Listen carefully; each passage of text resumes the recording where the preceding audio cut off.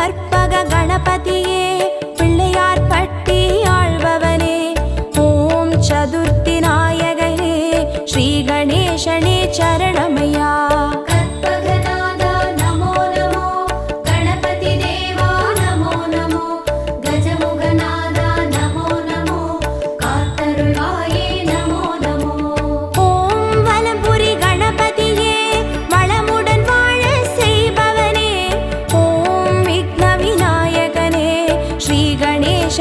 சரணமை